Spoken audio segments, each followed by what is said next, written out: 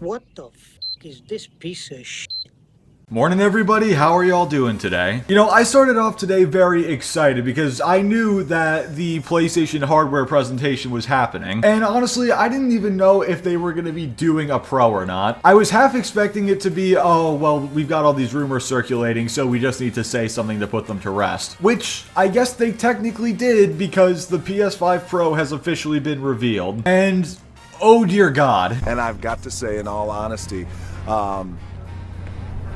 it's the biggest piece of dog shit. This might honestly outdo the PS3 in terms of marketing disasters. In fact, I saw a comment on this PS5 Pro reveal trailer that said this is PlayStation's Xbox One announcement equivalent. And honestly, I feel like that's more applicable to the PS3, especially since, that was Sony's third-gen console, the Xbox One was Xbox's third-gen console. But I still agree. In terms of reception, this seems about the same, especially when you look at the like-to-dislike ratios on the videos. Now, admittedly, it's not the worst on the actual technical presentation. I mean, it's still pretty bad, but it's not god-awful at least. While if you look at the regular trailer they released after the technical presentation, yeah, people are not happy. And I want to break down what they showed off about the PS5 Pro just to show why people aren't happy with it. Also, be prepared for some confused screaming. Alright, so the first big point they hit on in the technical presentation is the fact that the PS5 Pro will have a larger GPU with 67% more compute units, and the RAM will be 28% faster, which they claim will give up to 45% faster rendering. Now, what in God's name does that mean for actual performance and gameplay? I'll tell you what,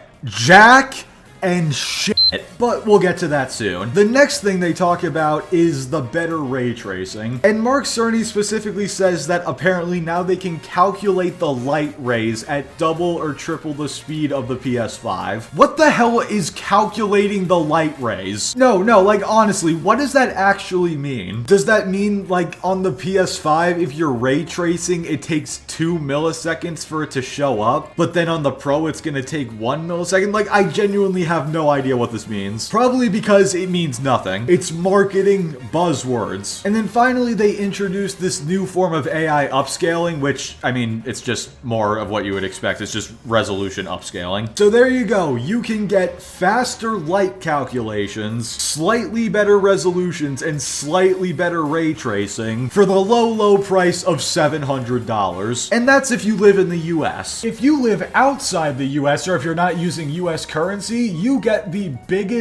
middle finger ever. Because me and my roommate did some conversions earlier, and notice how it says it's 700 US dollars, it's also 700 pounds. 700 pounds converts to 915 US dollars. If you're in England and you want to buy a PS5 Pro, you have to shell out almost $1,000. If you're in the rest of the European Union, it's 800 euros, which is 881 US dollars. And if you're in Japan, it's 120,000 yen, which is 843 US dollars. So I guess screw you if you don't live in the US. Well, in the US as well, but you guys get it especially bad in other countries. And that's just for the console. Let's go ahead and factor in all the other prices you have to pay as well. Obviously not including shipping, because I have no idea what that would be. But it's 700 for the console. We're going off of US dollars for this. If you want the vertical stand, that's another 30. Then if you want a disc drive, oh yeah, I forgot to mention, this thing doesn't come with a disc drive. It's all digital. So if you want to play your games on disc, you gotta drop $80 for the disc drive. So you're basically paying $810 to get the full thing. And that's before you even factor in things like PS Plus, which a lot of people pay for. That's another $80 a year. But even still, excluding PS Plus, excluding the games you're gonna buy, whatever, $810 for the full console is crazy. Which, by the way, I just put that in. Because you're paying that same amount in pounds, if you're in England, you're paying 1,060 US dollars for all of this. This I can't prove with 100% accuracy, but me and my roommate did some rough calculations. And it might actually be cheaper to import a PS5 Pro from the US to England than it would be to just buy a PS5 Pro in England if you live there. We could be wrong, but hey, we spent many hard minutes figuring this out. Surely we must be right. And the main reason this whole thing blew my mind is because the main appeal of consoles, or at least I think it is, for a lot of people people is the cheap price tag. It's the price to performance that you get on a console is very, very good. Especially when the PS5 and Series X came out, you could not build a PC for $500 that could beat them. You still can't even really now. You have to go like $700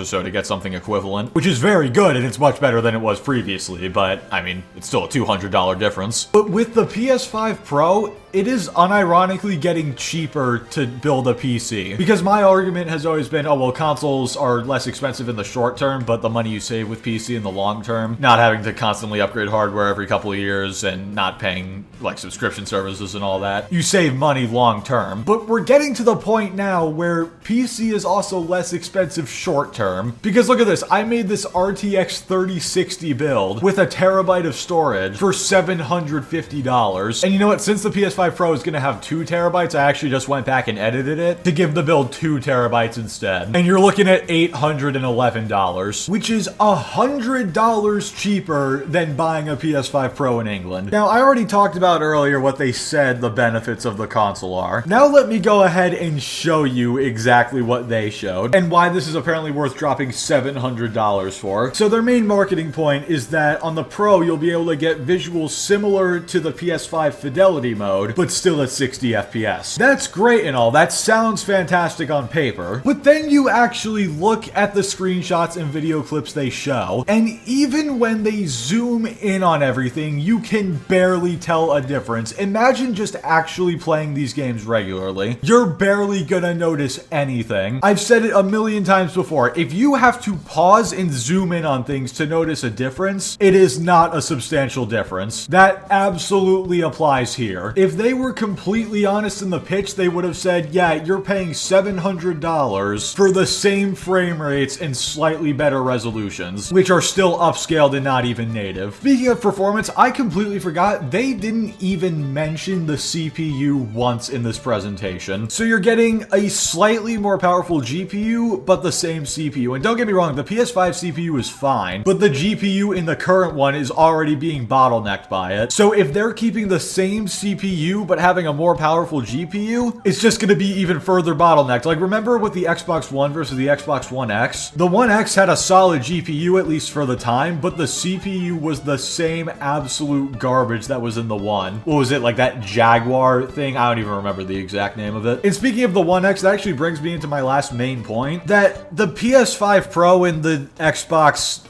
whatever in God's name they're going to call the refresh, they're even more pointless than the PS4 Pro and the Xbox One X. Because at least with those consoles, they added some 60 FPS modes that weren't there before, or at least, you know, uncapped the frame rate. Back then, 60 FPS modes weren't super common. Most of your stuff was locked to 30. So having a Pro console that could unlock the frame rate was at least something. 60 FPS, and hell, even 120 FPS modes in some games are standard now. Well, I guess unless you're Xbox with Avowed, or Redfall, or Hellblade. Whatever, you get the point. At least having a 60 FPS mode in games nowadays is standard. This console and whatever Xbox is going to come out with, I'm assuming within the next year, have no reason to exist other than to just milk money out of people dumb enough to buy them. I don't think I have ever done this before, but I'm going to do it in this video, and I'm going to say, please don't buy this. Don't get scammed. And for the love of God, help us bring the era of mid-gen refreshes to an end. And especially on the points of like lighting and ray tracing and everything, trust me, I have a 4070. I have ray tracing off in basically every single game I play. It affects the frame rate more than the actual visual quality of the game. Don't get suckered into buying something because of the promises of ray tracing and light calculations and whatever garbage they throw at you, when half of the marketing for the Pro model is the same stuff they used for the original PS5. You should know something's up. Genuinely, and I've never been more serious when I said this, just get a PC. Because like I said before, you're not only saving money long term, now you're saving money short term as well. Trust me, you'll thank me later. And actually, one last random thought I want to throw in, but I just thought of this. Imagine if they were originally going to charge like $600 for this thing, but then after the failure of Concord, they jacked it up to $700 to try to make the money back. I think I would die laughing if that was the case. But yeah, with all that being said, that's going to do it for this video. Oh man, I have a headache after that one. I gotta go drink some water. $700 pieces of plastic make me angry. But yeah, anyway, in all seriousness, thank you all so much for watching. Like the video if you liked it, dislike it if you didn't like it, subscribe if you want to see more. Join us every Friday night, 9 p.m. Eastern for Salt Stream. streams, except maybe this Friday. I haven't confirmed it yet, but whatever, expect it. And I will catch you all next time.